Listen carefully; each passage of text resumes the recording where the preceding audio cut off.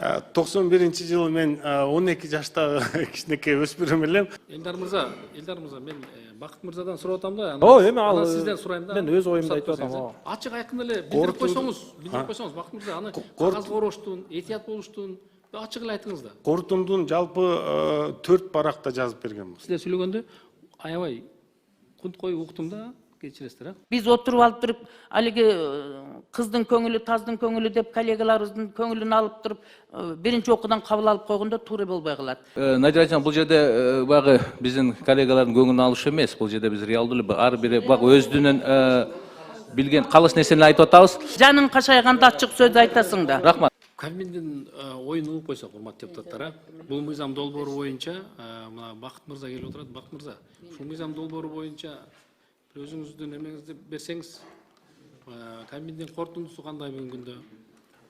Сиздин жеке оюңуз кандай? Урматтуу депутаттар, урматтуу комитеттин мүчөлөрү, министрлик өз учурунда өзүнүн корутундусун даярдаган болчу. Корутунду кыскача айтканда, бир топ пикирлер, сунуштарды сунуштаганбыз. Ошолорду эске алып, доработка деген кыскача формулировканы сунуштаган болчубуз да. Анткени бир нече ушу кабыл алуу, бул мыйзамды кабыл алуу жада калса бир нече кодекстерде түздөтүү, оңдотууларды талап кылуучудай болот. Анткени кодекс өз учурунда мындай статусу, макамы өдөрөк болгондуктан мыйзамды кабыл алган менен дагы бир топ чоң жумуштар ишке ашырууну талап кылат деген бир корутунду чыгарган болчубуз да. Ошондо мен сизди түшүнсөм, Бакыт мырза, биз азыр биринчи окууда колдоп берип, экинчи окууда Кабминдин сунуштарын эске алып, ошо түзөтүүлөр менен киргизсек болобу, болбойбу?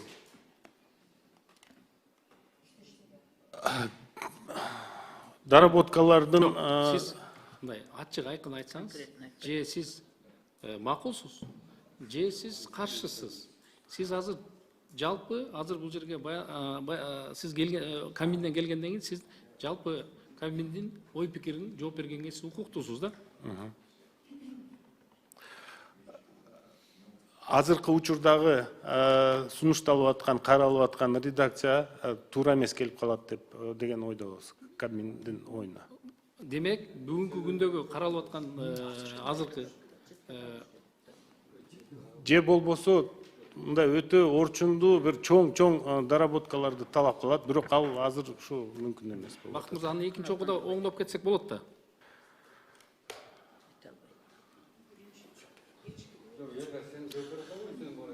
Биз бүт сунуштарды карап чыктык. Анын баарын экинчи окууда эске алып койсок болот. Ал жерде мындай бир кардиналдуу деле сунуш жок. Мындай деталдуу бир техникалык эле маселелер.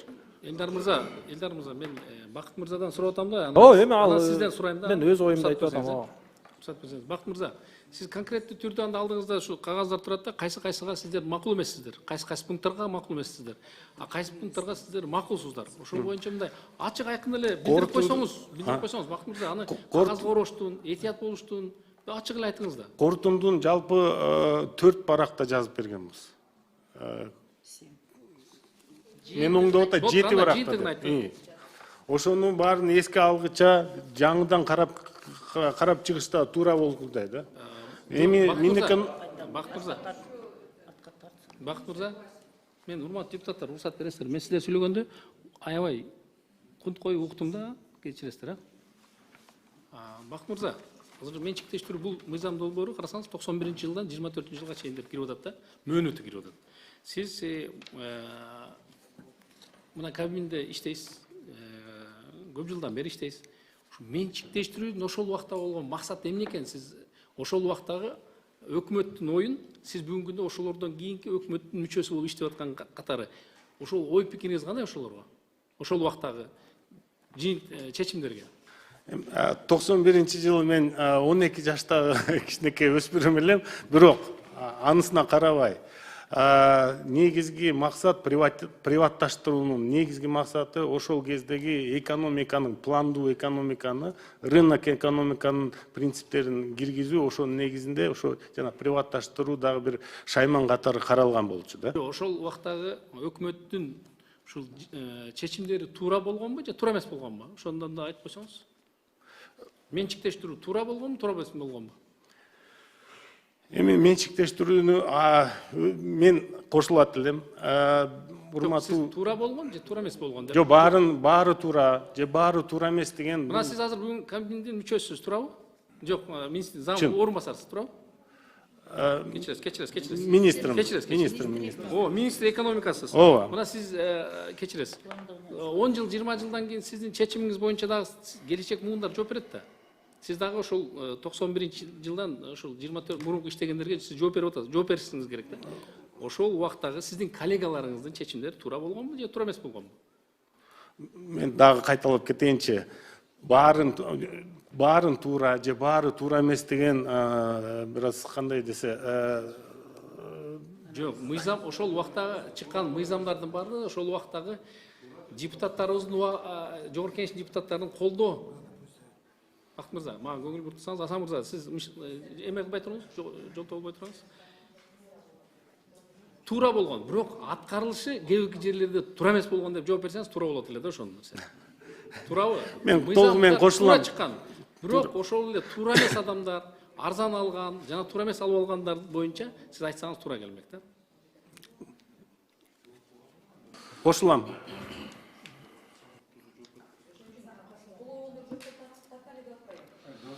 Урмат Бакыт мырза, жыйынтып атабызбы? Бакыт мырза, эми урматтуу депутаттар, мына жогору жакта депутаттардын көбү коллегаларыбыз сүйлөп өттү да. Ошол убакта чын эле ошол убакта мамлекет, өкмөт чечимдерди кабыл алган. Базар экономикасына өтөбүз деп көптөгөн, мисалы үчүн эле кой чарба, мал чарбачылыгын алсак, миллиондогон койлорубуз бар эле. Миллиондогон жаңағы уйларыбыз бар эле, бордоп багылган анын ичинде, жылкыларыбыз бар эле. Бир заматта бир чоңдун чечими менен ал ошол мал чарбачылыгы жок болду. Бирок мал чарбачылыгынын өзүнүн мүлкү бар эле да. Бүгүнкү күндө алар дагы жок болду, туура. Иштебейт. Эмесе канча миңдеген адам жумуш менен ошол малда камсыз болуп турган убакта. Кээ бирки чечимдер, кээ бирки туура эмес кабыл алган убагында болгон, аны ачык эле айтыш керек, аны ачык эле айтышыңыз керек да. Ошон үчүн Данияр Эмекчи, анан эми бул жерде коллегаларыбыз сунуш кылып атат бул мыйзамды. 20-дан ашык коллега сунуш кылып атат. Биз биринчи окууда колдосок, анан экинчи окууда биздин коллегаларыбыз Элдар мырза, сиз кабин менен, кабин мүчөлөрү менен, жана ошондой эле биз башкы прокуратуранын корутундусун алышыбыз керек ал жерде да. Ушулар менен иштесек, анан экинчи окууга келсек, анда ошондой өз ойлорубузду билдирсек. Рахмат. Рахмат. Аз жыйынтыктап алайлы. Акырында берели сунуштар да. Урматтуу депутаттар, рахмат. Негизи бул мыйзам долбоорун биз мына кеңири аз талкуулап атабыз. Биринчиден түшүнүш керек да, бул приватизацияны биз ошону баштаганда, эгерде бир кандайдыр бир объект приватизация болуп атканда, негизи ошол багыт боюнча ал иштетиш керек эле. Эгерде бул автобекет болсо, автовокзал болсо, бул эгерде ошону приватизация кылган болсо, ошол автовокзал иштетиш керек эле. Эгерде ошону иштетпестен, ал талкалап, жерлерин сатып, жок кылып байган болсо, анда жоопкерчиликке тартылыш керек. Бул жерде эки тараптуу болуп атат. Бул жерде туура депутаттар ошол нерсени көтөрүп атат, но ошонун арасында эле бүгүнкү күндө кайсы бир кандайдыр мамлекеттик ишкананы булар приватизация кылып алып, но бирок ошол багытта иштетип аткандар бар да. Ошол эле мал ферма болсо, же ошол эле кандайдыр бир пахта завод болгон болсо, чыгаруучу ошону алып, бүгүнкү күндө ошол заводдор ошол багытында иштеп атат, өзгөрүлбөгөн. Ошон үчүн мындай таразага биз салышыбыз керек. Эгерде экинчи окуга карата буну карасак, ошо сунуштарды берели. Ошо убагында арзан баада алып, ошол кандайдыр бир чоң мекеме ишкананы талкалап жок кылган болсо, аларды киргизбеш керек. Алар төлөсүн, кайтарсын. А эгерде ошол багытта бүгүнкү күндө иштетип, жаңы жумуш орундарын түзүп, өркүндөтүп, өнүктүргөн ишканалар болсо, ал жери башка маселе, урматтуу угандар. Ошон үчүн мен ойлойм, бу жерде шашылдын кереги жок. Мына азыр мен депутаттар туура айтып атат. Эгерде туура көрсөңүздөр, ошонун концепциясыны бекитип, колдоп берип, экинчи окуга карата баардык депутаттар катуу киришип, сунуштарды берели. Эгерде ошо биздин сунуштарыбызды кандайдыр бир кабыл албай же кандайдыр бир карама каршылык болсо, анда бар жок алды, урматтуу депутаттар. Кайрадан биз ушул маселени чыгып, анда четке калып койсок болот. Ошондуктан туура айтты, бул жерде 24 депутат биздин кесиптештерибиз ушул мыйзам долбоорго соинициатор болгон экен. Ошондуктан мен ойлойм, алардын да ойлору болсо керек. Буну дагы кенен ошолор менен талкуулап, кийин жыйынтык чыгарсак. Рахмат. Сөз депутат Нурматовада. Рахмат, Данияр Эрмекович. Бұл мыйзам бойынша негізгі больной точкасы деп коебуз, ошонусуна мен тийип койдум окшойт. Ошон үчүн бул маселе мыйзамдын долбоорун негизги түпкүлүгү ошол приватизацияга барып такалып атат да. Келип чыгуу немеси дагычы, мыйзамдын зарылчылыгы дагычы, муктаждык дагычы. Экинчиден, бул жерде буга чейин биз 10-жылдан бери бир канча жолу ушул маселени көтөрүп жүрөбүз да, көтөрүп жүргөн менен эч ким тийбей аткан. Ошол приватизация болгон маселелерге мамлекеттин мүлкүнүн ушул айыл өкмөттөн баштап, колхоз совхоздон баштап, жогорку завод, фабрикага чейин, мамлекеттик деңгээлге чейин мекеме ишканалардын менчиктештирилип кеткен, анын мүлкү боюнча ордунан кыймылдабай аткан да. Болгону биз социалдык объектилерге, мектептерге, анан бала бакчаларга, ооруканаларды, ошолорду гана кайтаруу жөнүндө сунуш кылып келатканбыз жогорку кеңештечи. Ал дагы толук кандуу өзүнүн максатына жеткен жок да бүгүнкү күндө. Мына акыркы 1,5 жылдын аралыгында, 1,5-2 жылга жетпеген убакытта бул массалык түрдө кетип атат. Жанагы снос дегенге таянып туруп, канча адамдардын мүлктөрү кайтарылып алынып атат. Азыр жана Эмил мырза айткандай, анын учуту кимге барып такалат, аны бир Кудай өзү билет. Бирок ошолордун адамдардан массалык түрдө кайтарылып алып атат. Базарлары, автобекеттери, башкалары, анан кийин ошол чоң килтейген автобазалар, мисалы үчүн азыр сиз айткан ойду мыйзамда көрсөтүптүр. Жана өзүнүн багыты менен менчиктештирип, ошону улап иштеп кетип аткан болса, заводто өнүктүрүп кетип барса, бала бакчаны бакча кылып иштетсе, мектепти мектеп кылып иштетсе, өндүрүштү өндүрүш уюштуруп, башка багытын өзгөртүп, өндүрүш уюштурган болсо, алар жөнүндө сөз жок. Ал жөнүндө биз легализация боюнча мыйзамдарда деле бар, конституцияда деле белгиленип, бакыйып жазылып турат, жеке менчик кол тийгиз депчи. А биз мына бул жекече ар бир адамдарга тиешелүү мүмкүнчүлүктү түзүп бере турган мыйзам болуп атат мына. Ошон үчүн мен бекеринен сөз козгогон жокмун. Жана айтып атпаймынбы? Мен бүт анализ кылып туруп, анан негизге таянып туруп, мисалга фактыга таянмай сайын мен сүйлөбөйм, өзүңүз билесиз. Азыр коомчулук угуп турат. Ошондуктан биз азыр мына мыйзамды чала мыйзам болуп атат да. Мына 40 жаш, 30 жаш деп жазгандын бардыгы ошол приватизация мезгилдеги туулуп, эчтекени биле элек балдар бүгүнкү күндө 30-40ка чыгып, эмгекке жарап, ошол колдон колго алып, анан кийин бүгүнкү күндө ошону иштеп атат деген сөз. Ал эми сиз айткандай жанагындай өзүнүн багытын өзгөртпөй иштеп кетип аткан жөнүндө ар кандай кырдаалда аларга мамлекет өзү шарт түзүп берет. Анан ошоголорго таянып туруп эле немеден инвестиция келбей атат, чочулуп атат, коркуп атат деген сөздөн биз алыс болушубуз керек да. Мисалы, бир гана нерсе бул күнгө чейин деле мунапыссыз эле биздин кол тийбестик жөнүндө мамлекеттин мыйзамы бар. Ошонун негизинде адамдар сотко берип, соттошуп атат азыр, тарттырып койгондорчу. А биз мисалы үчүн Ошто канча объектилер кайтып атат, аны көрүп атабыз да.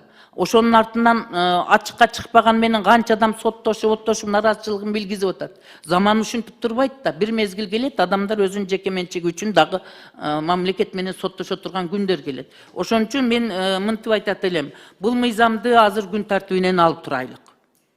Анан эми биз 20дан ашык коллегабыз колдоду деп туруп, жанагындай коомчулукка каршы келе турган саясатка өтүп алганыбызда биз анда өзүбүздүн коллегаларыбызда туура түшүнүш керек. Күн тартибинен алып туруп бул мыйзамга өздөрүнчө азыр министр биздин мамлекеттин экономикасыны